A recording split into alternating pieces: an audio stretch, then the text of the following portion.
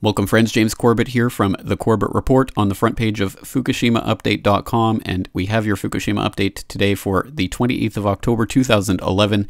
It is 4:30 p.m. Japanese Standard Time, so let's get straight into the updates, starting with Fukushima update for day 232, and today's highlighted story comes from FukushimaDiary.com.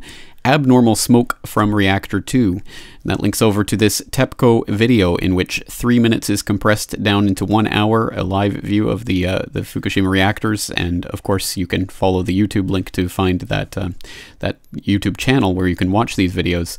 But as they're noting, at about the 1 minute 5 second mark of this video, you can start to see a huge cloud, smoke cloud coming through the reactor. So very worrying. That's from October 22nd at 5:24 Japanese Standard Time. So steam, of course, means that water is boiling. Water is boiling means over 100 degrees Celsius. Over 100 degrees Celsius means that their lie about cold shutdown is exactly that. It's a lie.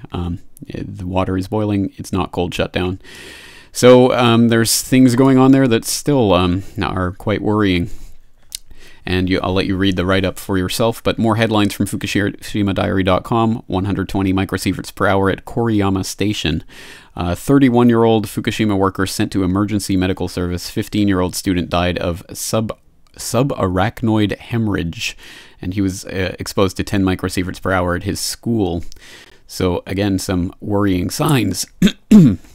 Latest headlines from SKF.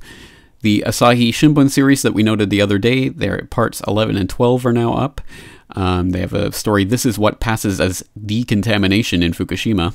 80 to 120 microsieverts per hour, bush in Koriyama City. Obviously the same story that Fukushima Diary is noting. 2,600 becquerels per liter tritium in water being sprayed at Fukushima plant. So the other day we saw that the highlighted story was that SKF story about the water that they were spraying at the Fukushima plant. Well, now they're admitting, yeah, 2,600 becquerel per liter tritium. So it's radioactive water, to be sure.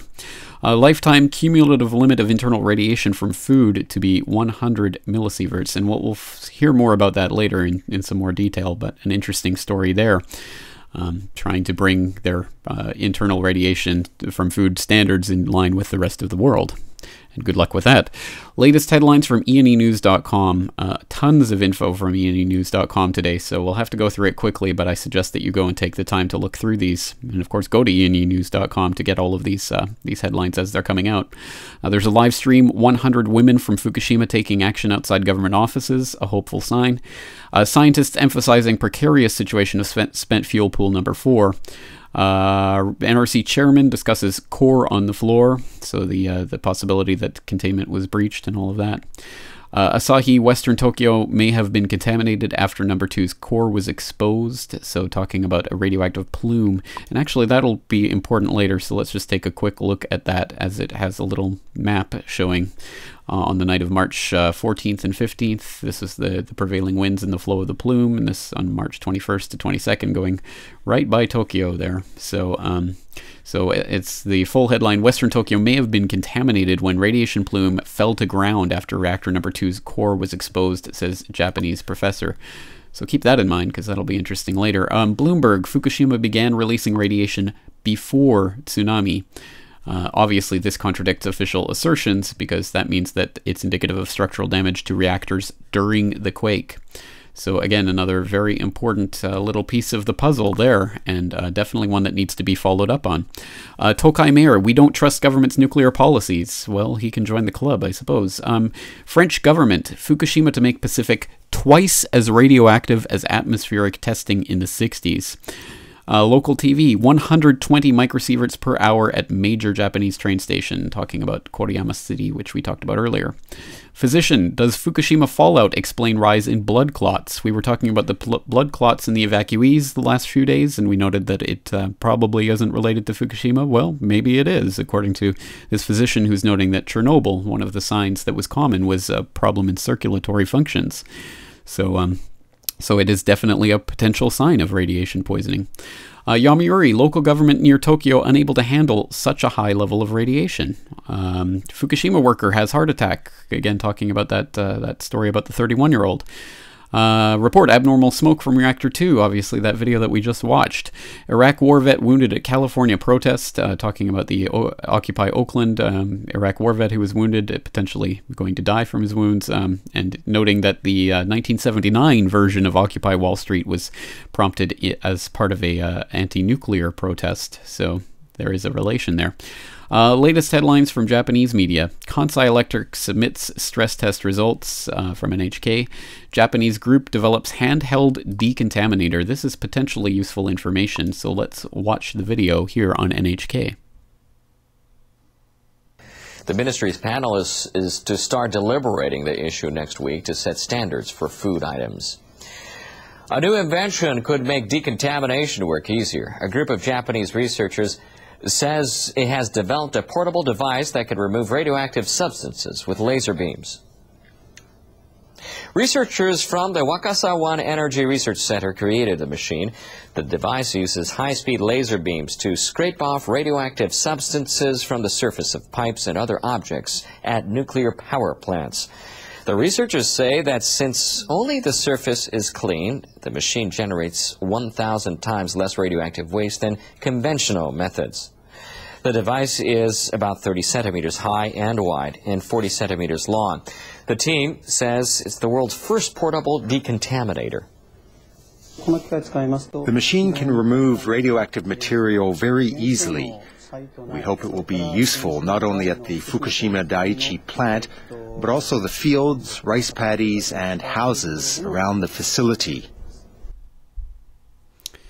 Well, I suppose we should hope that there are advances like this, and unfortunately, necessity being the mother of invention, well, we are definitely in a period of necessity, so we will see a lot of invention, I'm sure. Government to lower radioactive intake limits, also from NHK. This is an important story. I won't play you the video, but I suggest that you at least read through it. It's basically talking about how the health ministry is set to lower its radiation limits for food to 1 millisievert per year as early as April, and the figure is 1/5 the current level, meaning it's currently 5 millisieverts per year, which translates into 500 becquerels of radioactive cesium per kilogram in meat, fish, vegetables, and cereals such as rice. And this is in order to bring it in line to international standards. Basically, it was the 500 becquerels of radioactive cesium per kilogram was set in the immediate wake of the Fukushima disaster, just because it was what they determined would be the maximum limit that people could safely consume in 1 year. But not in line with the rest of the world. So maybe they're actually going to try to toughen up the standards a little bit, which we'll see what that even means, given the type of corruption that can happen in labeling foods and detecting them anyway. Talking about the Tokyo Film Festival, director Wim Wenders talks to Fukushima residents and NHK. TEPCO to request $12 billion in public aid, NHK.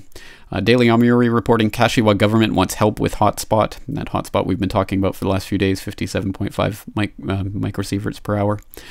Visitors to Fukushima Noguchi Hall down 60% from the Department of the Bleeding Obvious, and I have heard this is a good time to get deals on trips to Fukushima, guys.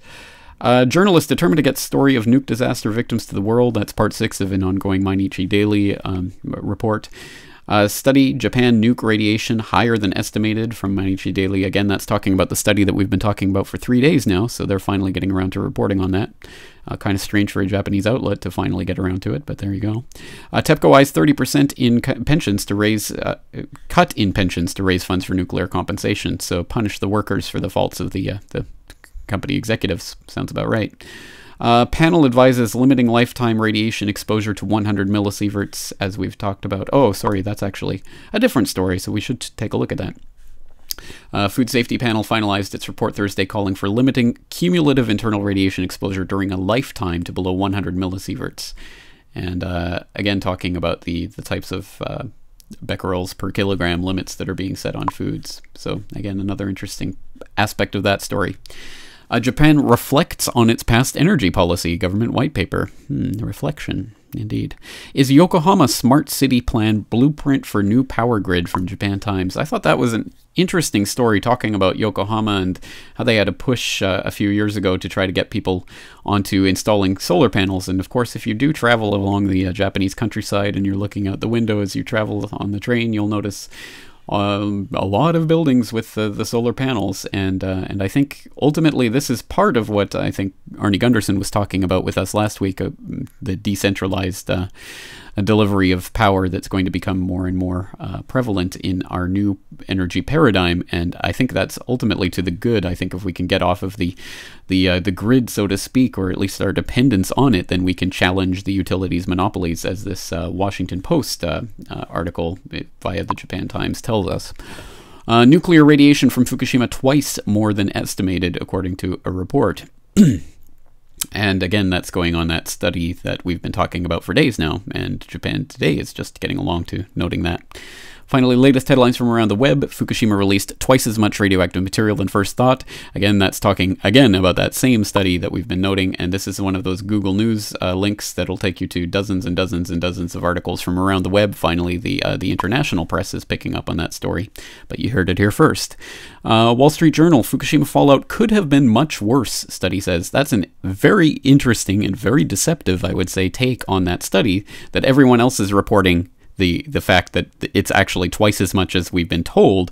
Wall Street Journal is going with the idea, well, it could have been worse if it had rained on March 14th, 15th, because there was that plume going over, which we took a look at earlier, if you'll remember that Fukushima Diary, or sorry, maybe that was E&E News, one of those stories that we took a look at earlier, where it was showing the path of the plumes. Well, if it had rained at a certain time, it could have been worse, according to Wall Street Journal. And they don't note that, by the way, the government and TEPCO were being dishonest about how much radioactive material was actually released. Nuclear promotion dropped in Japan energy policy after Fukushima.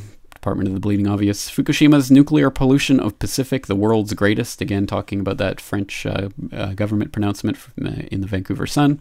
India's post-Fukushima syndrome can backfire, Russian expert, basically talking about how India might not be able to catch up to China in terms of energy now that there's such a big backlash over nuke power, and we can, I guess, scoff and poo-poo at it, but it is a genuine question about how energy production is going to be maintained during this transitionary period where we're clearly having this global protest movement developing around anti-nuclear technology. Greenpeace files a Freedom of Information request for Japanese nuclear plant meltdown scenario, talking about some of the scenario, the plans basically for what will happen in various different plants, not Fukushima, some of the other plants around Japan, which is important information to know, and now finally the public is interested in knowing this type of information. And that brings us right to the next entry, which is the day before Fukushima. This is a very interesting editorial that I found in the Santa Barbara Independent, talking about a woman who took a trip for the first time down to her local nuclear power plant in Diablo Canyon, perhaps aptly named Diablo Canyon, and basically talking about the mentality of everyone on the trip, and the tour guides and everyone. Whenever there were any questions asked about the safety of this plant, everyone was completely upbeat, and there's nothing going on here that we can't handle, was the answer that they got. And everything was fine and under control, and everyone seemed happy and relaxed and wonderful about this nuclear power plant. But she's making the point, well, that's exactly what the people living in Fukushima thought the day before Fukushima, 3/11. So again, it just takes one event and just one moment to really change not just the lives of the people in the area, but as we've seen with Fukushima, more and more the lives of the people of the Northern Hemisphere. So a very, very, very interesting day. Again, a lot of information to go through. It's a lot of work to do this, so I do appreciate your support. Thank you, one and all.